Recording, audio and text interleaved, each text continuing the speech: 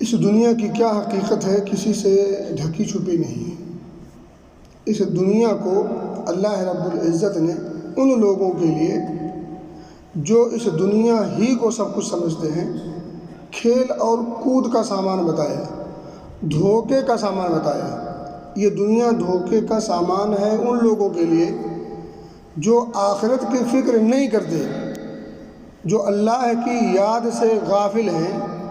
ان لوگوں کے لیے یہ دنیا دھوکے کا سامان ہے، ورنہ در حقیقت یہ دنیا اور ایک ایک لمحہ ایک مومن کے لیے اللہ رب العزت کی خوشنودی کے حاصل کرنے کا بہترین ذریعہ ہے۔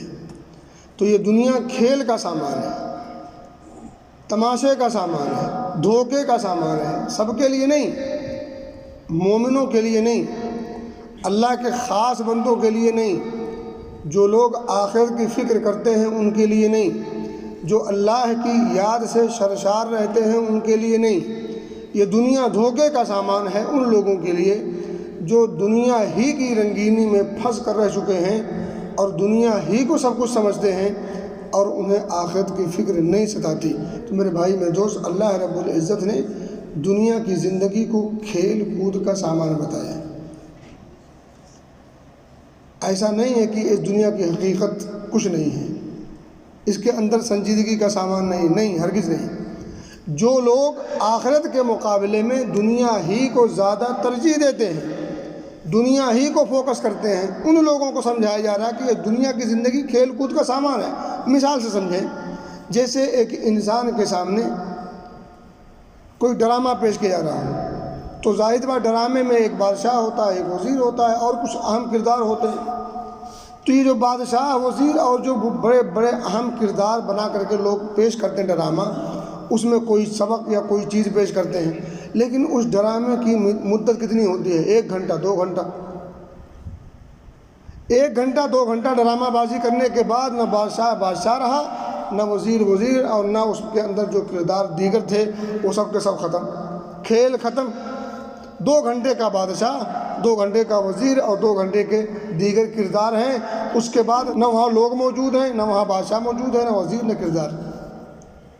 یہی معاملہ دنیا کے اندر جو لوگ پھنس چکے ہیں اور دنیا ہی کو اپنا سب کچھ سمجھتے ہیں، ہائے دنیا کے پیچھے لگے ہوئے ہیں، انہیں نہ اللہ کی پرواہ ہے، نہ آخرت کی پرواہ، نہ موت کی پرواہ، نہ اور کسی چیز کی۔ تو پھر ایسے لوگوں کو سمجھ لینا چاہیے کہ یہ دنیا ان کے لیے کھیل ڈرامہ سے زیادہ کچھ نہیں ہے۔ اس دنیا کے اندر ان کے لیے کتنا عیش کر لیں، کتنی مستیاں کر لیں، کتنا کھیل کود کر لیں، کتنے پیسے جمع کر لیں، کتنی عیش و عشرت کی چیزیں اکٹھا کر لیں، سامان پیدا کر لیں، لیکن یہ یاد رکھیں اس دنیا کی زندگی فانی ہے۔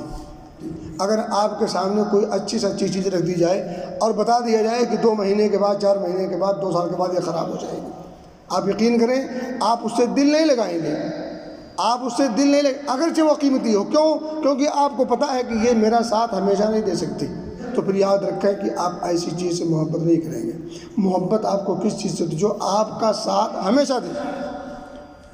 آپ کو اس زندگی سے پیار ہوگا جو زندگی آپ کے لیے ہمیشہ کی ہو، اور جس زندگی میں آپ کے لیے عیش و عشرت آرام ہمیشہ کے لیے ہو۔ 2 دن کی زندگی اور 2 دن کا آرام، یہ عقل مند اس کو اہمیت نہیں دیتا۔ ایک عقل مند اس کو اہمیت نہیں دیتا۔ عقل مند کس چیز کو اہمیت دیتا ہے؟ جو ہمیشہ اس کا ساتھ دے۔ میں آپ کو ایک حدیث سناؤں، حضرت عبداللہ ابن عمر، اور یہ ابن ماجہ کی صحیح روایت ہے۔ عبداللہ ابن عمر فرماتے ہیں کہ کنت مع رسول اللہ صلی اللہ علیہ وسلم، میں اللہ کے رسول صلی اللہ علیہ وسلم کے پاس تھا، فجاء رجل من الانصار فسلم، انصاری ایک صحابی آئے اور انہوں نے سلام کیا۔ سلام کرنے کے بعد کہا کہ اللہ کے رسول صلی اللہ علیہ وسلم ای المؤمنین افضل، مومنوں میں سب سے اچھا کون ہے؟ سب سے اچھا مومن، بہتر مومن کون ہے؟ آپ نے فرمایا احسنہم خلقا، مومنوں میں جو سب سے زیادہ با اخلاق ہو، اخلاق و کردار جس کے جتنے زیادہ بلند ہوں، اچھے ہوں، وہ ان میں سب سے اچھا ہے۔ یعنی جس کے اخلاق اچھے ہوں وہ آدمی اچھا ہے۔ اس آدمی نے پھر سوال کیا، وہ کہتا ہے کہ قال فأی المؤمنین اکیس، اللہ کے رسول صلی اللہ علیہ وسلم سب سے زیادہ عقل مند مومن کون ہے؟ رکیے گا، سوچیے گا، یہ عقل مند مومن،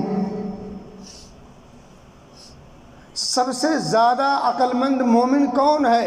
ای المؤمنین اکیس، آپ نے فرمایا اکثرہم للموت ذکرا واحسنہم لما بعدہ استعدادا اولئک الاکیاس. دو چیزیں بیان کی. آپ نے فرمایا کہ ان میں سے جو سب سے زیادہ موت کو یاد کرے، جو سب سے زیادہ موت کو یاد کرے وہ، اور جو سب سے زیادہ موت کے بعد کی زندگی کی تیاری کرے، وہ سب سے بڑا عقل مند ہے. اور آپ اسی کو گھما کے یوں کہہ سکتے ہیں کہ جو دو یہ کام بھول جائے وہ سب سے بڑا بیوقوف ہے. جو موت اور موت کے بعد کی زندگی کی فکر بھول جائے وہ سب سے بڑا بیوقوف ہے. جو شخص جتنا زیادہ موت کو یاد کرے، موت کے بعد والی زندگی کی جتنا زیادہ تیاری کرے، نبی محترم فرماتے ہیں اولئک الاکیاس، یہی لوگ سب سے بڑے عقل مند ہیں، سب سے بڑے دانا ہیں، زیرک ہیں، ہوشیار ہیں. تو میرے بھائی خلاصہ کلام یہ ہے کہ یہ زندگی جو اللہ نے ہمیں عطا کی ہے، اس زندگی کو پا کر کے ہمیں اللہ کو خوش کرنے کے تمام جتن کرنے ہیں.